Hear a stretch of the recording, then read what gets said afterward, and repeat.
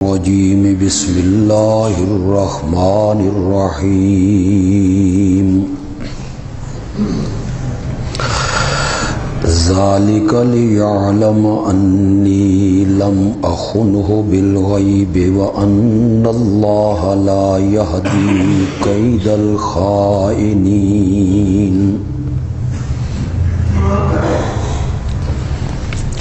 وما أبرئ نفسي إن النفس لأمارة بالسوء إلا ما رحم ربي إن ربي غفور رحيم وقال الملك ائتوني به استخلصه لنفسي فلما كلمه قال إنك اليوم لدينا مكين أمين قال اجعلني على خزائن الأرض إني حفيظ عليم وكذلك مكنا ليوسف في الأرض يتبوأ منها حيث يشاء نصيب برحمتنا من نشاء ولا نضيع أجر المحسنين ولأجر الآخرة خير للذين آمنوا وكانوا يتقون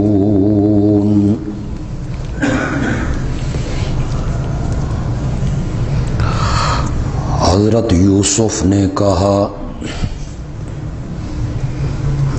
یہ ساری تحقیق میں نے اس لیے کی تاکہ بادشاہ جان لے کہ میں نے عزیز مصر کے گھر میں اس کے پیٹھ پیچھے کوئی خیانت نہیں کی اور یقیناً اللہ خیانت کرنے والوں کے مکر کو کامیاب نہیں کرتا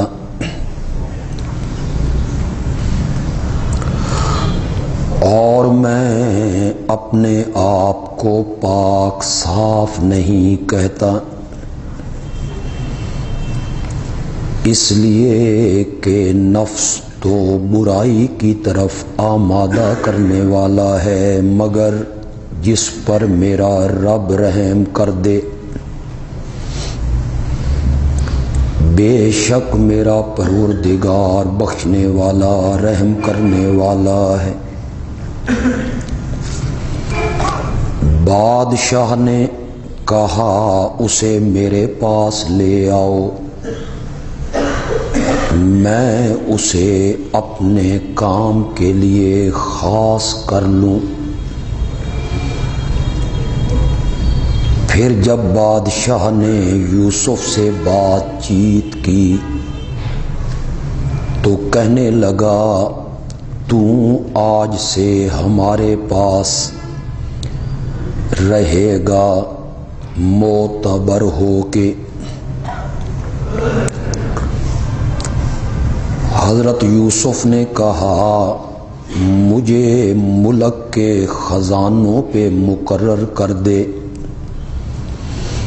کیونکہ میں حفاظت کرنے والا بھی ہوں جاننے والا بھی ہوں۔ یوں ہم نے ٹھکانہ دیا یوسف کو مصر میں ٹھکانہ پکڑتا تھا وہاں جہاں بھی وہ چاہتا تھا ہم اپنی رحمت پہنچاتے ہیں جس پر ہم چاہتے ہیں اور ہم نیکوکار لوگوں کے اجر کو ضائع نہیں کرتے، اور البتہ آخرت کا جو اجر ہے وہ بہتر ہے ان لوگوں کے لیے جو ایمان لائے اور جو رب کی نافرمانیوں سے بچتے رہے۔ اللہم صلی علی سیدنا و مولانا محمد النبی الامی وعلی آلہ واصحابہ وازواجہ واہل بیتہ وبارک وسلم ثم صلی علیہ۔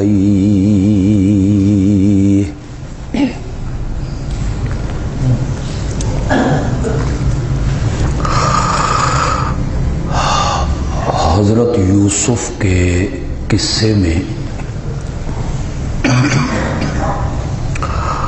خوابوں کا بڑا عمل دخل ہے۔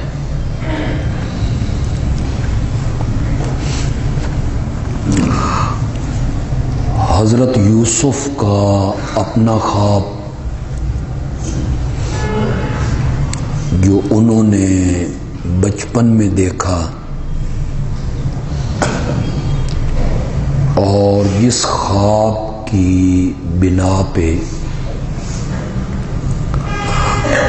وہ ابتلا، امتحان اور آزمائشوں میں مبتلا ہوئے،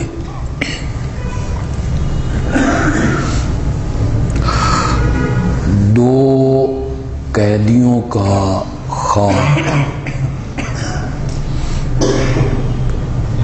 جس کی تعبیر آپ نے فرمائی اور وہ 100% درست ہوئی۔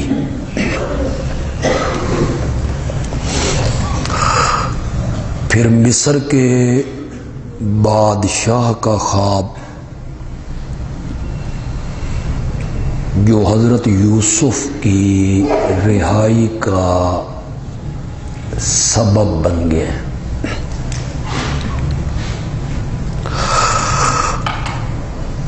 جس قیدی کے بارے میں حضرت یوسف علیہ السلام نے تعبیر دی تھی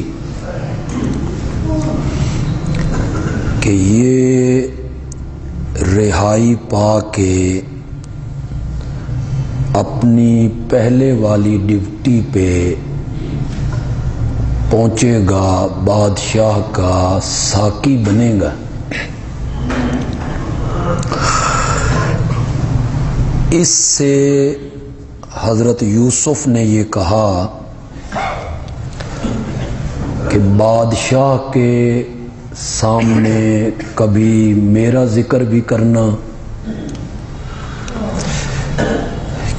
کہ ایک آدمی ہے، بے گناہ ہے، چند لوگوں کی سازش کی وجہ سے جیل میں پڑا ہے۔ قیدی رہا ہوا تو اسے یاد ہی نہ رہا کہ کوئی یوسف جیل میں تھا، بڑا زبردست معبر تھا، اس نے میرے ذمے ایک کام لگایا تھا۔ قرآن نے ذکر کیا کہ شیطان نے اسے بادشاہ کے سامنے یوسف کا ذکر کرنا بھلا دیا۔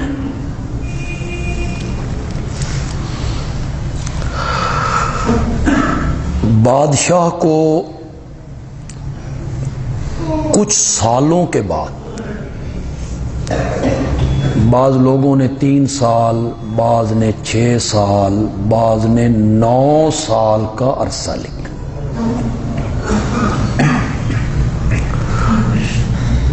بادشاہ کو ایک خواب آیا.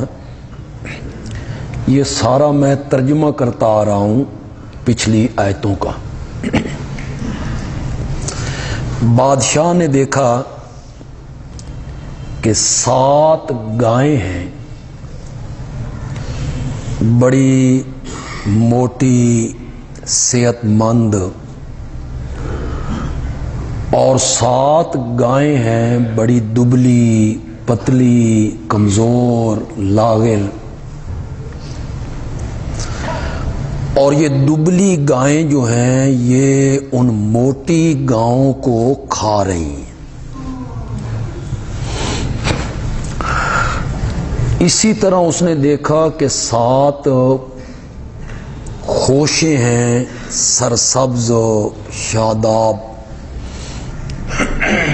اور 7 خوشیں ہیں بالکل خشک، اور یہ خشک خوشے ان سرسبز خوشوں پہ لپٹ رہے ہیں.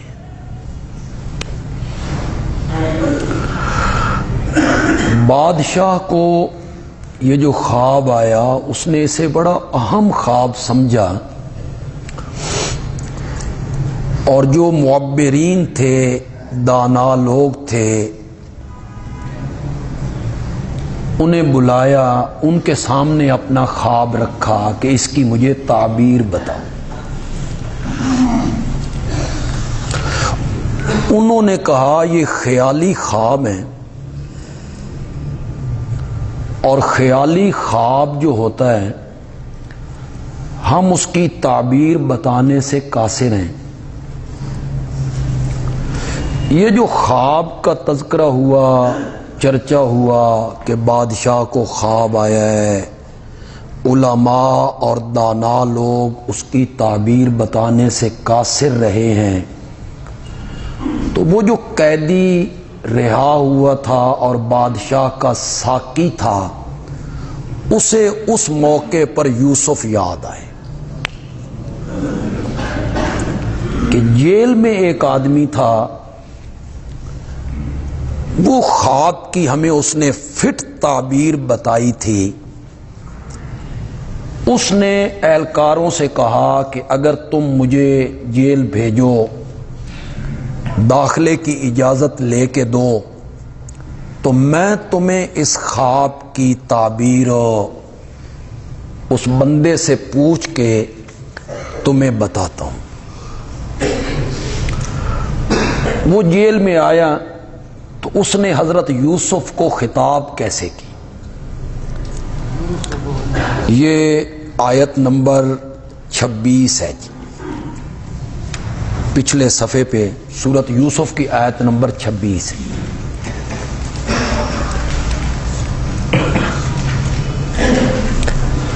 یوسف ایھا الصدیق،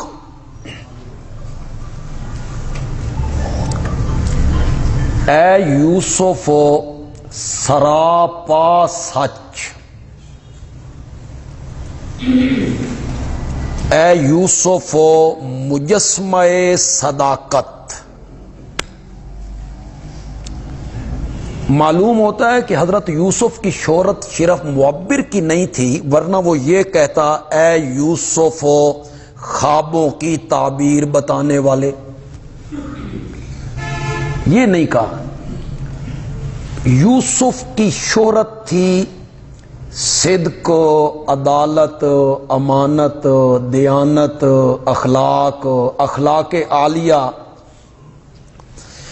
اس لیے وہ خطاب کرتے ہوئے کہتا ہے یوسف ایھا الصدیق، اے یوسف سراپا سچ، مجسمہ صداقت.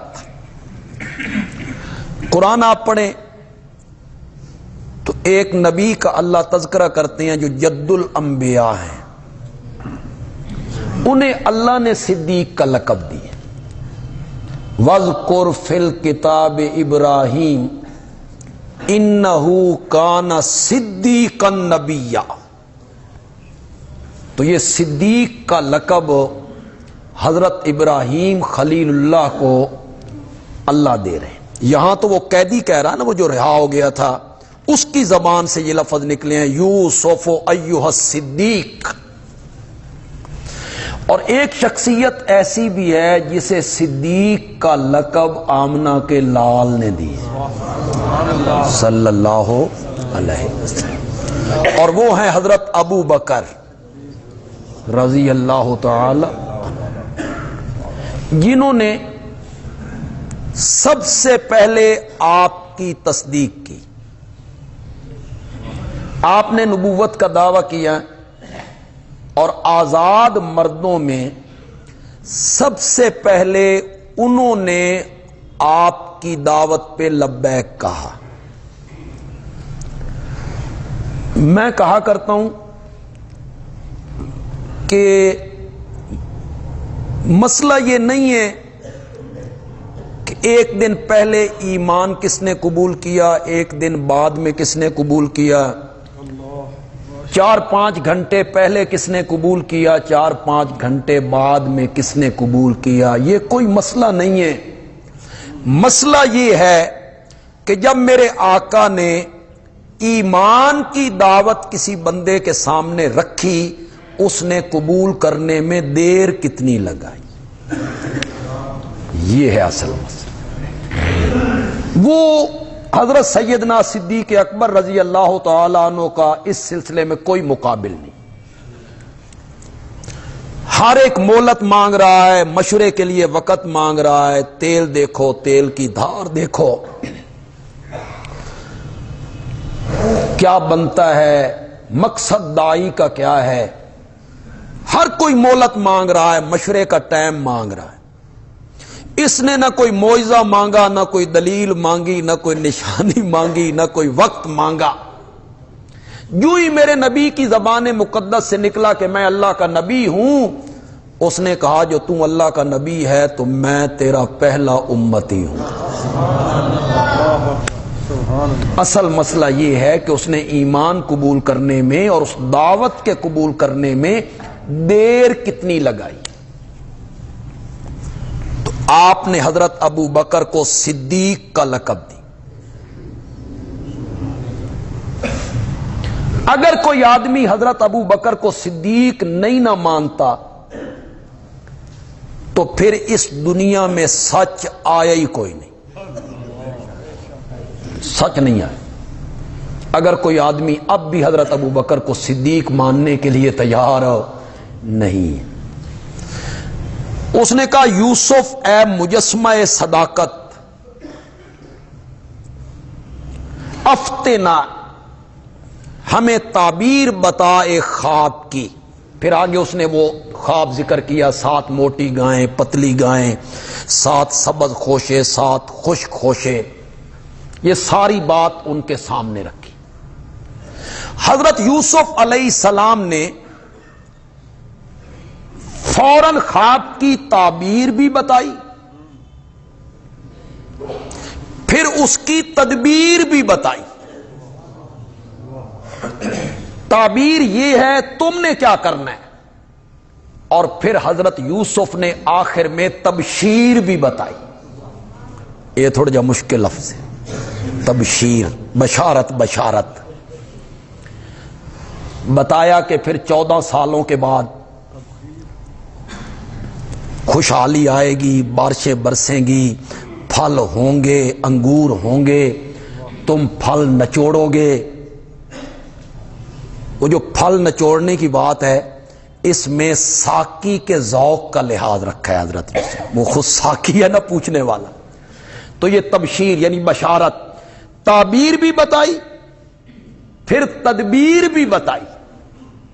تعبیر یہ بتائی کہ پہلے 7 سال بڑی بارشیں برسیں گی، زمین سونا اگلے گی، بڑی فصلیں ہوں گی، پورے 7 سال.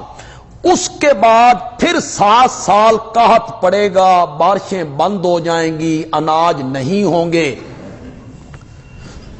تو پہلے جو 7 سال ہے نا، اس میں جو اناج ہوگا نا، اسے تم نے خوشوں سے باہر نہیں نکالنا، بس اتنا ہی نکالنا ہے جتنا کھا لو، باقی خوشوں کے اندر رہنے دینا ہے تاکہ اسے گھن نہ لگے، کیڑا نہ لگے.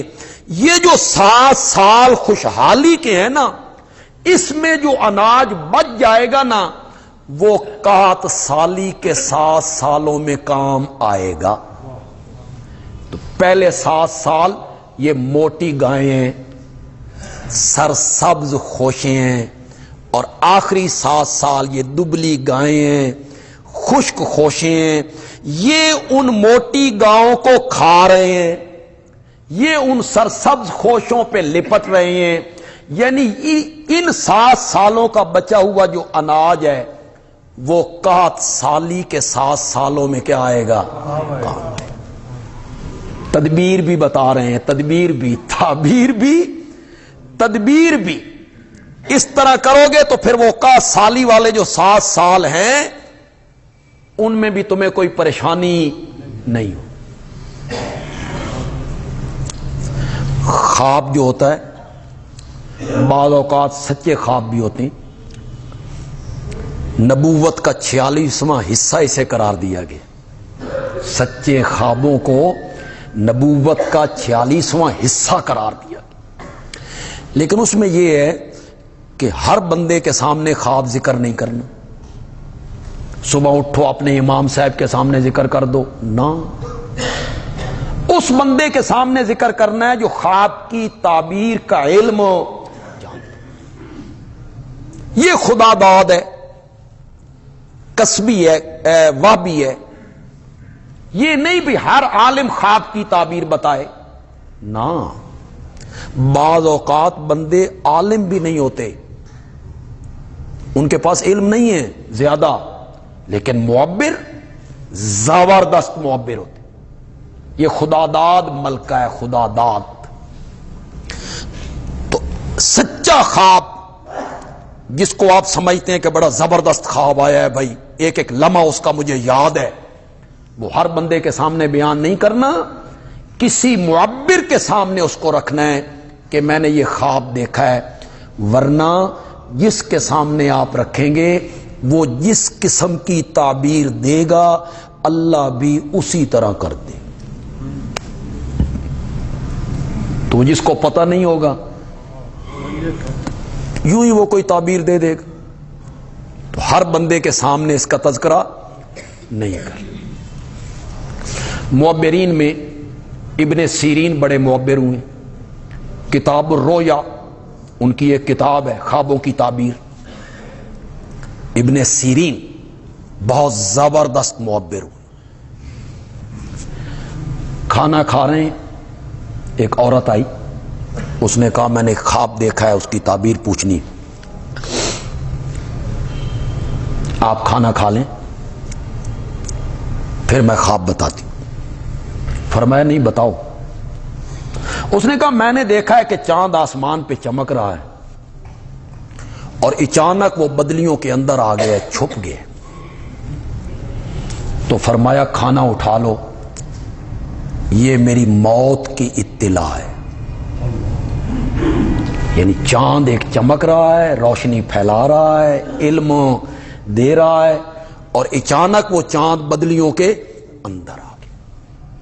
حضرت شاہ عبد العزیز محدث دہلوی رحمت اللہ علیہ بہت بڑے معبر ہوئے، آج بھی کئی لوگ ہیں۔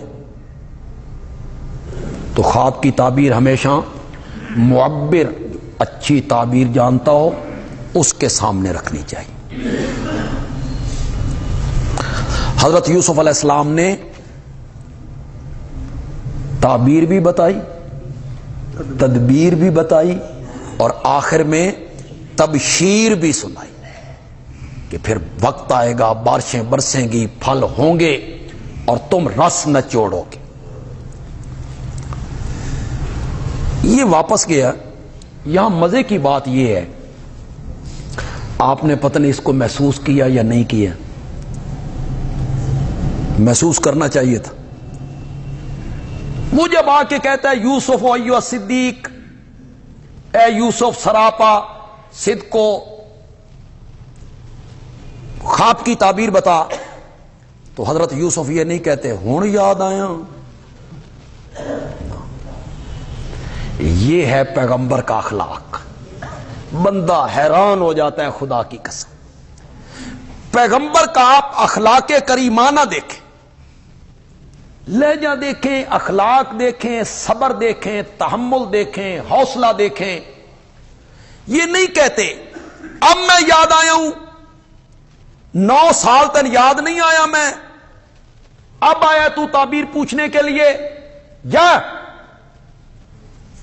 بادشاہ کو خواب آیا ہے تو پہلی میری رہائی کرو، پہلے مجھے رہا کرو، پھر تمہیں خواب کی تعبیر بتاؤں گا.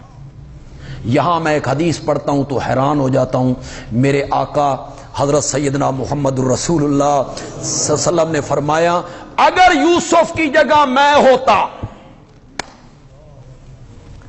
تو میں یہ شرط رکھ دیتا کہ پہلے مجھے رہا کرو پھر میں تعبیر بتاؤں گا. میرے پیارے پیغمبر نے انکساری، تواضع، عاجزی کا اظہار کر کے حضرت یوسف علیہ السلام کے اخلاق کو اس پر مہر لگا دی. میرے نبی کچھ بھی نہیں کہا، خواب کی تعبیر بتانے کے بعد بھی کوئی مطالبہ نہیں کیا. اس نے جا کے بادشاہ کو بتایا، بادشاہ نے تعبیر سنی، حیران ہو گئے. اس نے کہا میرے پاس لے آؤ. قال الملک، بادشاہ کہنے لگا اس کو میرے پاس لے آؤ. اتنا بڑا عالم اور فاضل آدمی اور دانا آدمی جیل میں پڑا ہوا ہے، اسے میرے پاس لے آؤ. فلما جاء الرسول، پھر جب آیا اس کے پاس ایلچی جیل میں پہنچ گیا. آپ کی رہائی کے آرڈر ہو گئے، جیل سے باہر تشریف لائیے. اور بادشاہ نے خصوصی طور پر آپ کی رہائی کے آرڈر کیے. تو حضرت یوسف نے کہا ارجع الی ربک، لوٹ جا بادشاہ کے پاس.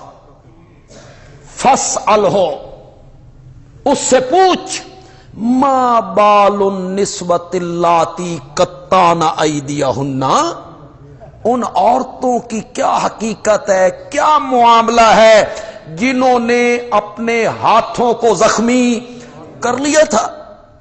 کیا حقیقت حال ہے، قصوروار کون ہے. جا کے ان سے پوچھ، پھر میرے پاس.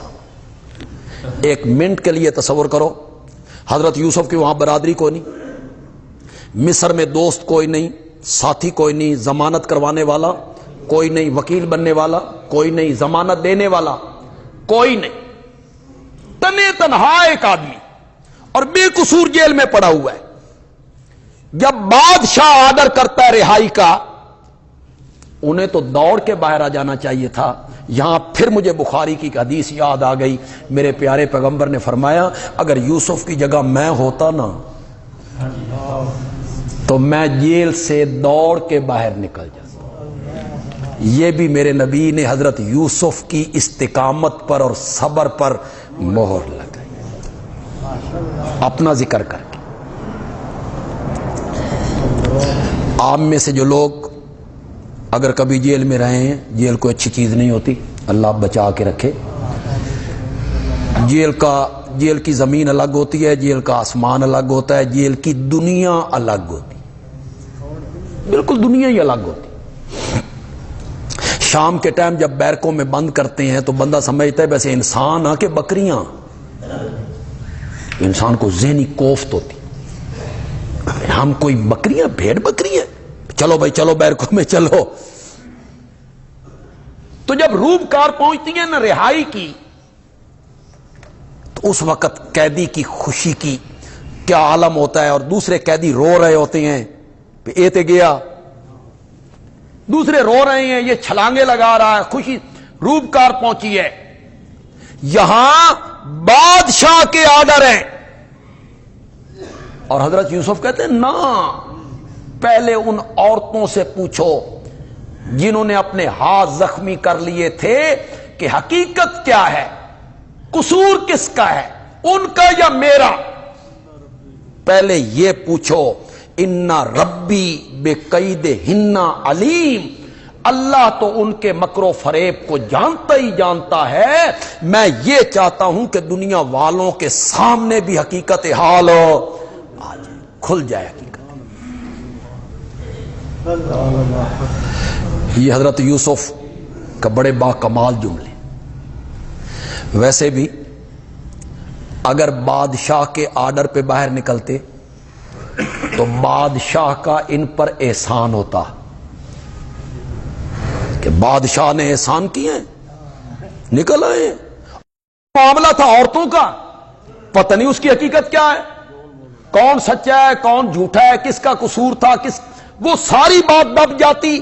حضرت یوسف ممنون ہو جاتے بادشاہ کے. حضرت یوسف ممنون نہیں ہونے چاہتے تھے کہ تیری مہربانی کی وجہ سے میں باہر ہوں. نہیں، میں اپنے بے قصور ہونے کی وجہ سے باہر ہوں کہ میرا قصور کوئی.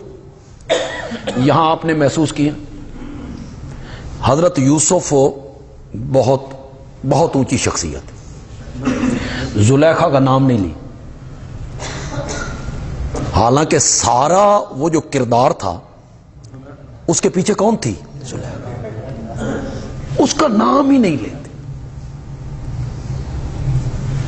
کیوں؟ وزیر خزانہ کی بیوی، اور وہ ضرب نہیں لگانا چاہتے کسی پر، کسی کی ذات کو نشانہ نہیں بنانا چاہتے، کسی کی عزت نفس کو مجروح نہیں کرنا چاہتے. لہذا تکریماً تعظیماً انہوں نے زلیخا کا نام نہیں لیا، بلکہ ورنہ اصل کردار کس کا تھا؟ کردار ہی زلیخا کا تھا. بادشاہ نے ان عورتوں کو بلایا.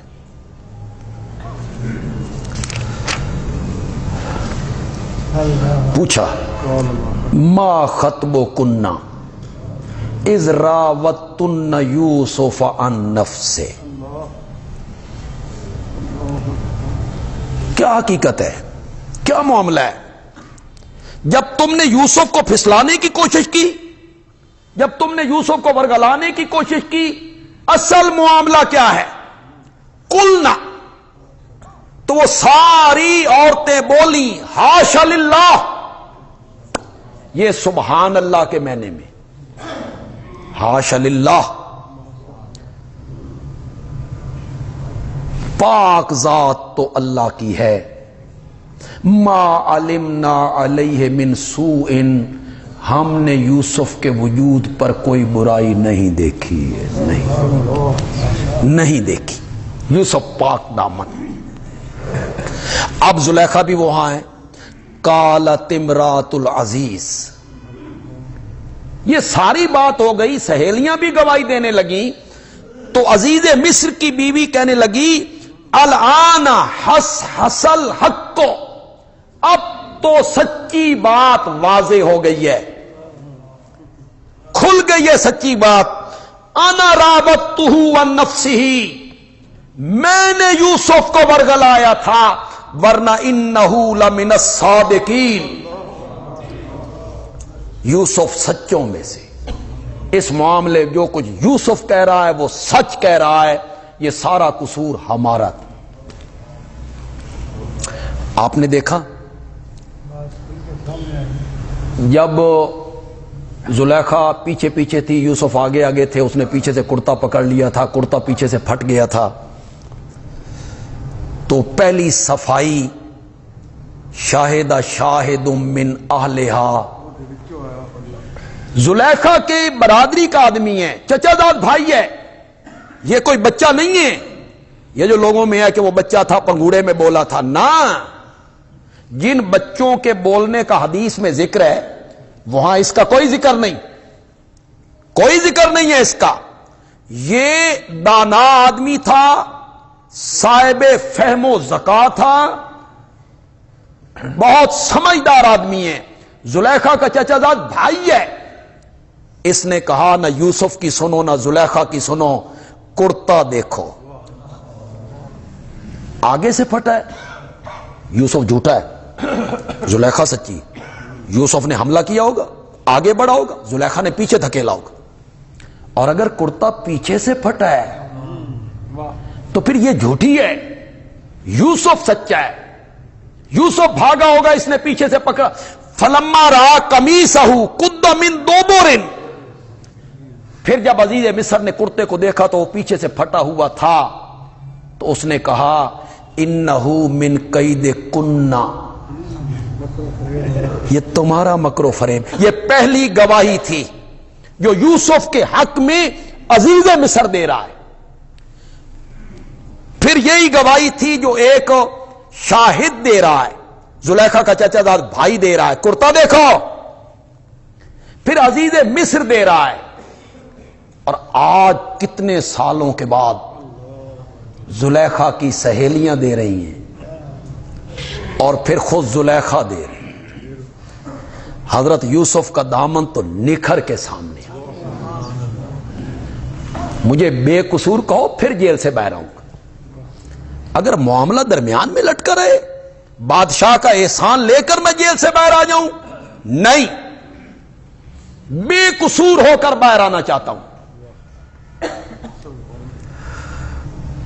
حضرت یوسف داعی اللہ تھے، اللہ کی توحید کی طرف لوگوں کو بلانے والے تھے. جیل میں انہوں نے بلایا.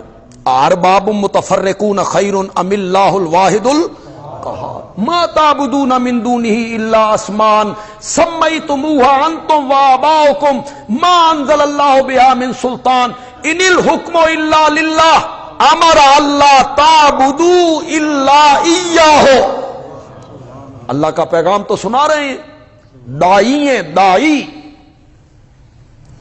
اگر حضرت یوسف بغیر صفائی لیے جیل سے باہر آتے اور پھر اللہ کی طرف بلاتے، اللہ کی توحید کی دعوت دیتے اور شرک کے خلاف جہاد کرتے، تو مشرکین کہتے بڑا آیا موحد، توحید دا ٹھیکیدار. جیل میں تو پڑا رہا تھا، پتہ ہی کیوں گیا سائیں جیل، دامن داغدار ہوتا تھا. حضرت یوسف علیہ السلام کہتے تھے میں نے توحید کا مبلغ بننا ہے، میرے دامن پہ کوئی داغ نہیں ہونا چاہیے، کوئی بندہ بات نہ کر سکے، کوئی بندہ بات نہ کر سکے. ہمارے عربی میں ایک محاورہ ہے الفضل ما شاہدت بہ الاعداء، فضیلت اسے کہتے ہیں دشمن گواہی دے. اپنے تو تعریفیں کرتے رہتے ہیں، اپنوں نے تو تعریف کرنی ہے، اپنوں نے تو گیت گانے ہیں، اپنوں تو گن گانے ہیں. الفضل ما شاہدت بہ الاعداء، فضیلت اس کا نام ہے کہ دشمن گواہی دیں. یہاں عزیز مصر بھی دے رہا ہے، شاہد بھی دے رہا ہے، زلیخا کی سہیلیاں بھی دے رہی ہیں، خود زلیخا دے رہی. ہمارے پنجابی میں الفضل ما شاہدت بہ الاعداء کا ترجمہ ہے حسن اس نو آدھن سوکن بھی گواہی دے.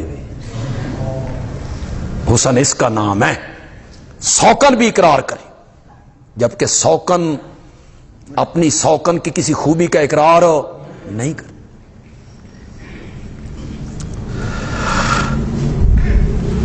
جب انہوں نے گواہی دے دی، یہ ابھی جیل میں ہیں، یہ جیل سے باہر آ گئے ہیں کہ میرا کوئی قصور نہیں، میں پاک دامن ہوں. تو حضرت یوسف علیہ السلام کہتے ہیں ذالک لیعلم، یہ سارا کام میں نے اس لیے کیا ہے تاکہ بادشاہ کو پتہ چل جائے کہ میں نے عزیز مصر کی خیانت اس کی پیٹھ پیچھے نہیں کی، میں نے خیانت نہیں کی ہے. اور خیانت کرنے والے کامیاب نہیں ہوتے، خیانت کرنے والے ہمیشہ ذلیل ہوتے ہیں. جس طرح آج زلیخا ذلیل ہوئی ہے، زلیخا کی سہیلیاں ذلیل ہوئی ہیں، اور اللہ نے مجھے کامیابیوں سے ہمکنار کر دی. تو فوراً دل میں آیا کہ یہ خود نمائی تو نہیں ہو گئی کہ میرا کوئی قصور نہیں، میں پاک دامن ہوں، سارا قصور ان کا ہے، تو یہ کوئی خود نمائی تو نہیں ہو گئی. تو پھر حضرت یوسف کہتے وما ابرئ نفسی، میں اپنے نفس کو پاک صاف نہیں کہتا کہ میں خود بچتا ہوں، ان النفس لامارۃ بالسوء، نفس جو ہے یہ تو برائی کی طرف بندے کو مائل کرتا ہے، نفس تو برائی کی طرف بندے کو لے جاتا ہے، بچتا وہی ہے جس پر میرا رب رحم کرتا ہے، جس پر میرا رب رحم کرتا ہے۔ وقال الملک، بادشاہ نے کہا یوسف کو میرے پاس لے آؤ۔ استخلصہ لنفسی، میں اسے اپنے کاموں کے لیے خاص کر لوں، اسے وزیر بناؤں، اسے مشیر بناؤں اور وہ خاص میرا ہو۔ اس لفظوں پہ تھوڑا سا غور کیجیے۔ بادشاہ کیا چاہتا ہے؟ بادشاہ چاہتا ہے کہ جس یوسف کو میں وزیر بناؤں، جس یوسف کو میں مشیر بناؤں، وہ خالص میرے لیے ہو، خاص میرے لیے ہو۔ اگر بادشاہ یہ چاہتا ہے کہ جس کو میں وزیر اور مشیر بناؤں وہ صرف میرا ہو، تو وہ جو شہنشاہ حقیقی ہے وہ بھی چاہتا ہے کہ جو میرا بندہ ہو نا وہ خاص میرا ہو۔ اگر دنیا کا بادشاہ یہ چاہتا ہے کہ جس کو میں وزیر مشیر بناؤں تو وہ خاص میرا ہو، خالص میرے لیے کام کرے، تو جو شہنشاہ حقیقی ہے وہ بھی چاہتا ہے کہ میرا بندہ جو ہے نا وہ خالص میرے لیے ہو، اسی لیے ہر چیز گوارا ہے، رب کو شرک گوارا نہیں، شرک گوارا نہیں۔ یہ بغاوت ہے، یہ بغاوت ہے، یہ بغاوت ہے، اسے رب برداشت تو نہیں کرتا، اسے ظلم عظیم قرار دیا۔ ان الشرک لظلم،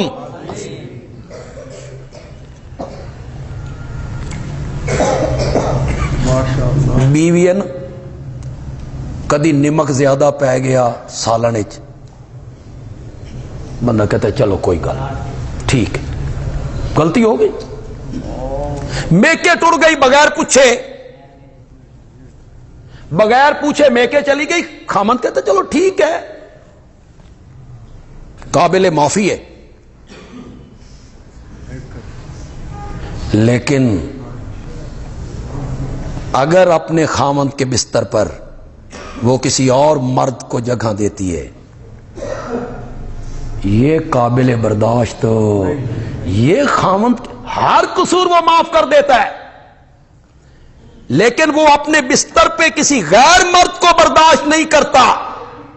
اللہ کہتے ہیں میں بھی ہر غلطی سے درگزر کر لیتا ہوں، قیامت کے دن بھی کر لوں گا، لیکن میری ذات و صفات کے ساتھ کسی کو سانجی بنائے، ان اللہ لا یغفر ان یشرک بہ ویغفر ما دون ذلک، اس سے نیچے نیچے، اس سے نیچے نیچے، اس سے نیچے نیچے، ذرا نیچے نیچے گنو۔ کوئی اللہ نے اس کو اللہ نے مبہم رکھ دیا، یہ نہیں کہا زنا، چوری، بہتان، کم تو نہیں، بس نیچے نیچے گنو، ذرا نیچے نیچے۔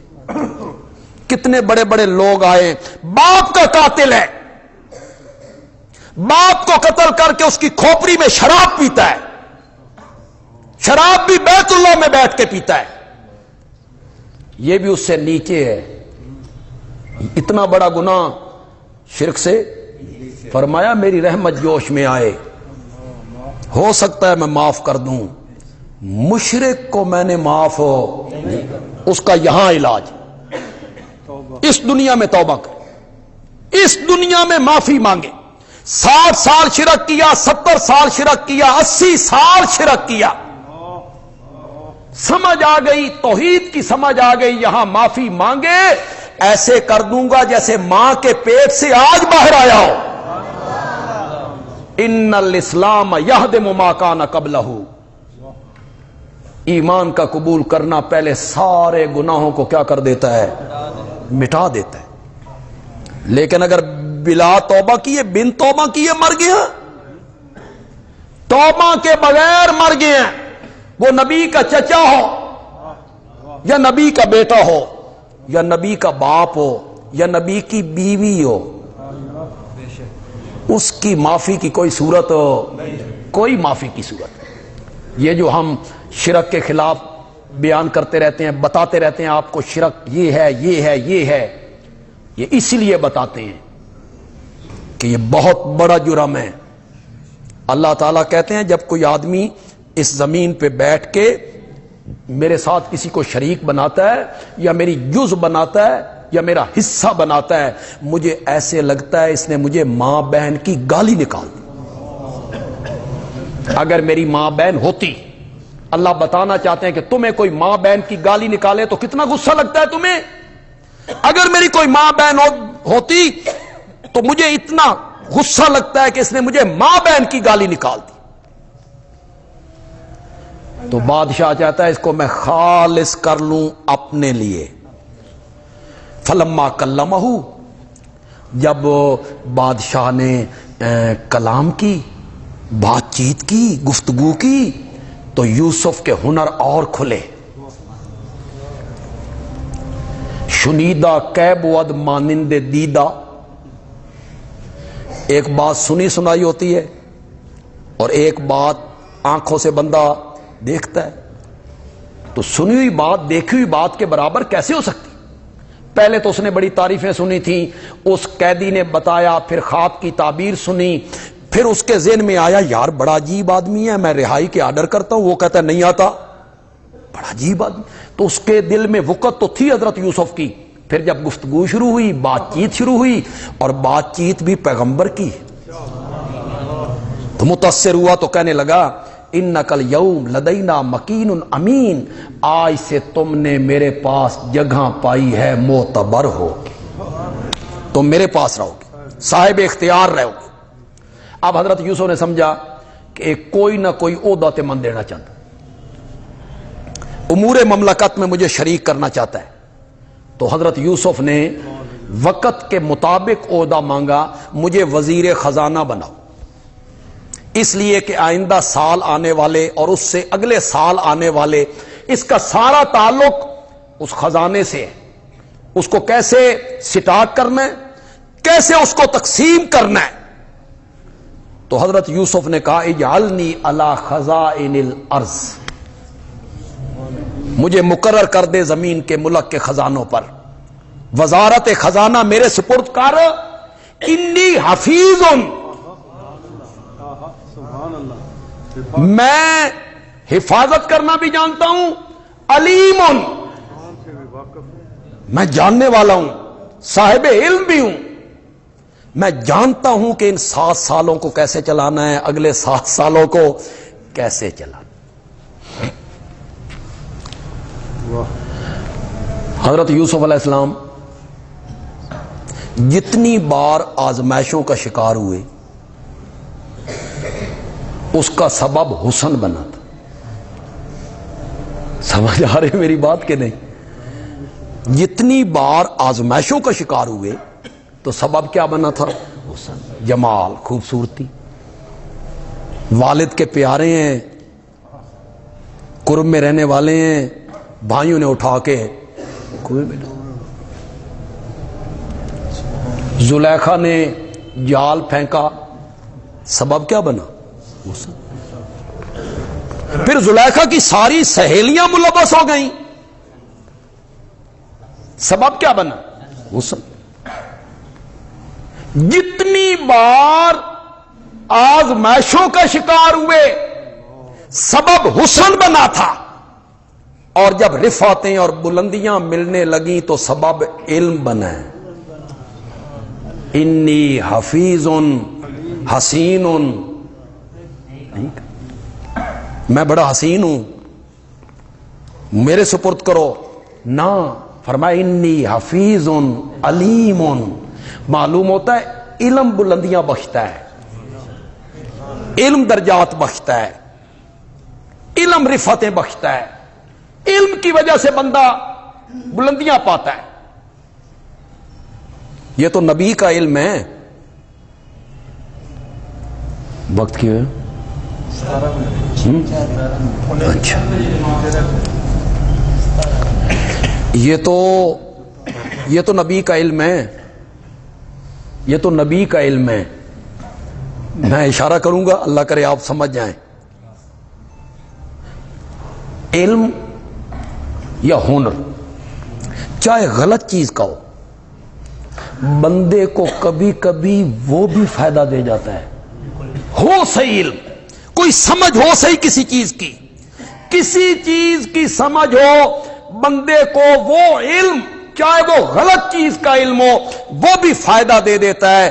حضرت موسیٰ کے مقابلے میں جو جادوگر آئے تھے ان کے ایمان کا سبب کیا چیز بنی تھی؟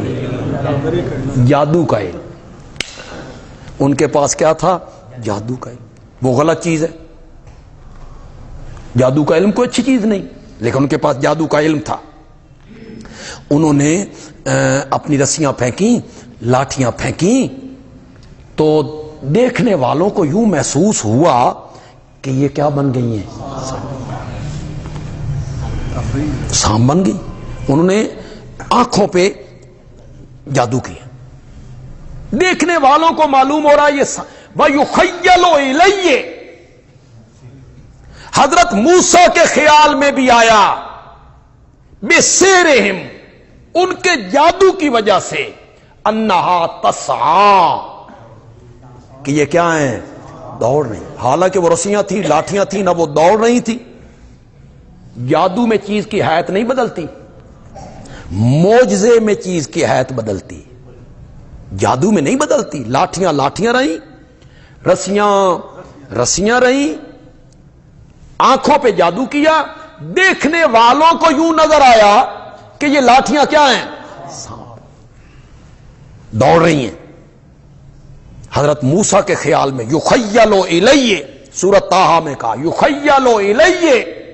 حضرت یوسف موسیٰ کے خیال میں بھی آیا کہ یہ دوڑ رہی. ڈرے، خوف محسوس ہوا، اللہ کو کہنا پڑا لا تخف، ڈریے نہیں، انک انت الاعلی. آخری کامیابی آپ کی ہے. ڈالی اپنی لاٹھی، انہوں نے لاٹھی ڈالی،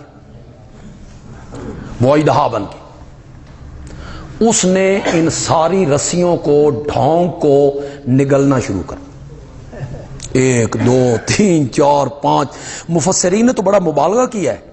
یہ جو کئی مفسر کہتے ہیں 70,000 جادوگر آئے تھے مقابلے میں، لیکن یہ مبالغہ. چلو ہزاروں کی تعداد میں ہو یا سینکڑوں کی تعداد میں ہو، وہ 100 رسیاں ہو یا 100 لاٹھیاں ہو، حضرت موسیٰ علیہ السلام کی یہ لاٹھی جو سانپ بنی، اس نے سب کو نگل لی. میدان صاف ہو گیا اور اس میں حضرت موسیٰ کا وہ عصا بنا ہوا سانپ وہ پھنکار رہا ہے، پھر رہا ہے، وہ باقی ساری صفائی ہو. یہ جو مشرکین ہوتے ہیں، مبتدعین ہوتے ہیں، یہ جتنے پروگرام کریں، جتنی دلیلیں دیں، قصے سنائیں، کہانیاں سنائیں، موضوع روایتیں سنائیں، من گھڑت حدیثیں سناتے رہیں، بس قرآن والی آیت کا عصا آنا چاہیے، وہ سب کو نگل جاتا ہے، سب کو نگل جاتا ہے، وہ حق ظاہر ہو جاتا ہے. جادوگر چونکہ جادو کا علم جانتے تھے نا، انہیں فوراً سمجھ آ گئی بھئی جادو تے نہیں. وہ علم فائدہ دے گیا ان کو، بھئی جادو تے نہیں. اگر یہ جادو ہوتا تو 100 لاٹھیاں یا 200 رسیاں اس کے پیٹ میں آ گئی ہیں، اس کو تو پھٹ جانا چاہیے تھا. لیکن اس کے وجود میں ایک بال برابر بھی فرق نہیں آیا، تو جادو تو نہیں. قرآن کہتا ہے اس طرح وہ سجدے میں گرے، معلوم ہوتا تھا کسی نے گردن سے پکڑ کے جھکا دیا، اور کہنے لگے آمنا برب العالمین، آمنا برب موسیٰ و ہارون. پھر فرعون نے جب دھمکی دی اچھا یہ نورا کشتی سی، ٹھیک، یہ تمہارا بڑا ہے، استاد ہے تمہارا، تم اس کے شاگرد ہو، یہ ساری ملی بھگت تھی نا۔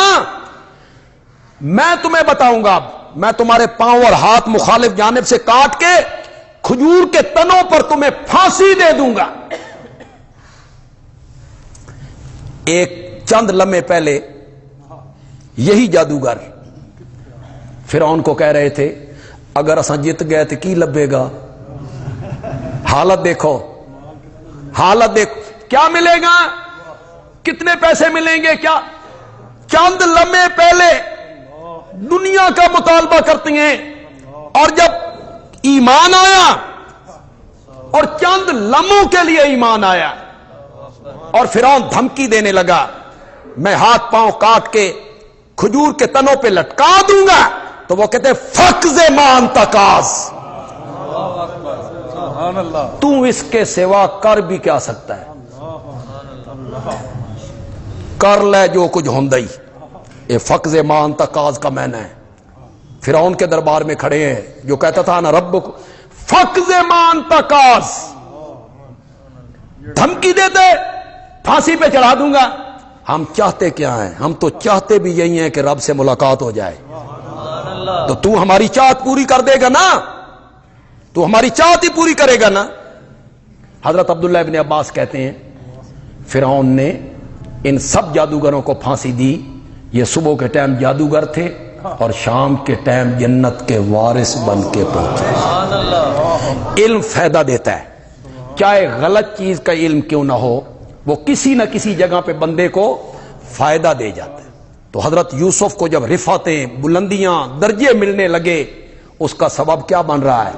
انی حفیظ علیم کذالک مکننا لیوسف فی الارض،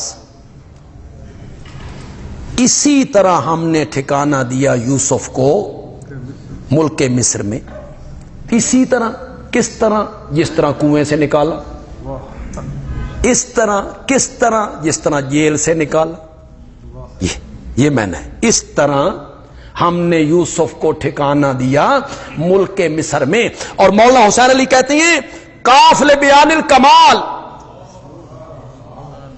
کاف لبیان الکمال، میں نہ کریں گے یوں ہم نے ٹھکانہ دیا یوسف کو مصر میں، وزیر خزانہ بنا دیا۔ اللہ کہنا چاہتے ہیں ایک بچہ جو کنویں میں ڈالا گیا، پھر مصر کی منڈی میں بک گیا، پھر مصر کی عورتوں کی سازش کا شکار ہوا، پھر وہ جیل میں چلا گیا، یہ ہم ہی ہے نا اسے جیل سے نکالا اور تخت پہ بٹھا دیا ہے۔ کاف لبیان یوں ہم نے ٹھکانہ دیا یوسف کو فی الارض۔ دیکھیں آپ تاریخ پڑھیں، انبیاء کی تاریخ پڑھ لیں، اللہ تعالی پہلے آزمائش کی بھٹیوں سے گزارتا ہے، امتحان، تکلیفیں، مصائب، دکھ، غم، پریشانیاں۔ جب بندہ آزمائش کی بھٹیوں میں کندن بن جاتا ہے اور کامیاب ہو کر باہر نکلتا ہے، پھر اللہ بلندیاں، رفعتیں، حکومتیں، عزتیں دینے لگ جاتا ہے۔ حضرت ابراہیم علیہ السلام کو دیکھ، گھر سے نکلے، آگ میں گئے، وطن سے نکلے، پھر کہا دودھ پیتے بچے کو بیابان جنگل میں چھوڑ کے آؤ، اور بچہ بھی اکلوتا تے لوندیاں دا، التجاؤں کے بعد ملا، جاؤ چھوڑ کے آؤ۔ پھر وہ ساتھ ساتھ دوڑنے لگا، اس کے گلے پہ چھری رکھ دو، آزمائشوں میں ڈالا، مصیبتوں میں ڈالا، تکلیفوں میں مبتلا کیا، غموں میں مبتلا کیا۔ وہ جب کندن بن کے نکلے تو کہا انی جاعلک للناس اماما، اب جتنے نبی آئیں گے اس دنیا میں ابراہیم وہ تیری اولاد میں سے، تو سارے نبیاں دا باپ ہیں، جد الانبیاء ہے تو۔ پھر رفعتیں ملنے لگیں، پھر بلندیاں ملنے لگیں۔ حضرت ایوب علیہ السلام کو دیکھو، کتنی مصیبتوں سے اللہ نے گزارا۔ 18 سال بیمار رہے، 18 سال لوگوں نے اٹھا کے باہر پھینک دی، پتہ نہیں کیا بیماری، بیٹے بیٹیاں اللہ نے پہلے لے لی جو خدمت کرنے والے تھے، ہلوں کے جوڑے تھے وہ بھی لے لی، زمینیں وہ بھی لے لی، مکان وہ بھی لے لی، مکان گر گئے، زمینیں دریا برد ہو گئیں، بیٹے بیٹیاں مر گئے، جوانی میں ایک بیماری لگ گئی۔ کچھ علماء نے لکھا ہے، اچھے اچھے علماء نے بھی لکھ دیا، پتہ نہیں کیوں لکھ دیا، کہ جسم میں کیڑے پڑ گئے تھے، کوئی کیڑا گرتا تھا وہ اسے اٹھا کے پھر اس زخم پہ رکھ لیا کرتے تھے۔ یہ حضرت ایوب کا صبر تھا۔ میں کہتا ہوں یہ غلط ہے، غلط ہے، غلط ہے۔ اللہ کے وجود کو مرنے کے بعد بھی کیڑے نہیں کھاتے، ماشاءاللہ، ان کے وجود کو تو وفات کے بعد بھی کیڑے نہیں کھاتے، زندگی میں کیسے کھا لیا؟ حدیث میں کوئی ذکر نہیں بیماری کا، صحابہ سے کوئی ثابت نہیں کہ فلاں بیماری تھی۔ 18 سال جب شیطان نے جال پھینکا بیوی کے ذریعے، اور حضرت ایوب کو محسوس ہوا کہ ہاں ہن ابلیس نو بھی توقع ہون لگی ہے کہ میں اس طرف مائل ہو جاؤں گا، تو بیوی کہتی ہے اس کو کہو نا، تو کہتے ہیں کہنے کو تو کہہ دوں، لیکن اللہ جواب میں کہے میرے ایوب حالے اتنے دکھ تنے نہیں ویکھے جتنے سکھ ویکھ کے ہیں، ذرا سکھ والی زندگی بھی تو دیکھ۔ رب انی مسنی الضر وانت ارحم الراحمین پکارا، پھر اللہ نے ان آزمائشوں سے گزارنے کے بعد حضرت ایوب علیہ السلام کو عروج بخشا، زمینیں بھی اولاد بھی۔ ایک روایت پہ اعتبار کر لوں، بعض مفسرین نے لکھا کہ جتنی اولاد واپس لی گئی تھی اتنی اولاد اللہ نے نئی عطا کی، اور اللہ نے فرمایا قبرستان چلے جاؤ، اپنے بیٹے بیٹیوں کی قبروں پہ کھڑے ہو کے آواز لگاؤ میں تیری پہلی اولاد بھی زندہ کر دیتا ہوں، زمینیں بھی واپس کر۔ تو یہ قدرت کیا کرتی ہے؟ پہلے آزمائشیں آتی ہیں، دکھ آتے ہیں، غم آتے ہیں، تکلیفیں آتی ہیں، پھر بندہ ثابت قدم رہتا ہے۔ جب ثابت قدم رہتا ہے تو پھر اللہ ان پریشانیوں کو دور کر کے اس کو عروج بخشنے لگ جاتے ہیں، بلندیاں عطا کرنے لگ جاتے ہیں۔ حضرت یوسف علیہ السلام نے کتنی مصیبتیں جھیلی، ایک منٹ کے لیے تصور تو کرو نا، کتنے مصائب کا شکار ہوئے، اور پھر جب وہ اس بھٹی آزمائش کی بھٹیوں سے سرخرو ہو کے نکلے تو اللہ نے پھر حضرت یوسف کو اس طرح عروج بخشا کہ پورے مصر کی حکومت ان کے پاؤں کے نیچے آ گئی۔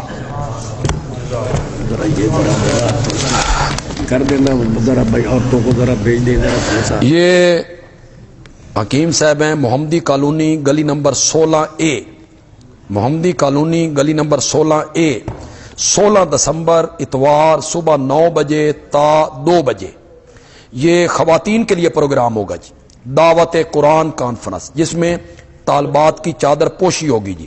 وہاں جو بیان کرنے والی مستورات ہیں، خواتین ہیں، وہ بیان کریں گی جی۔ 16 دسمبر صبح 9 بجے محمدیہ کالونی گلی نمبر 16A جی۔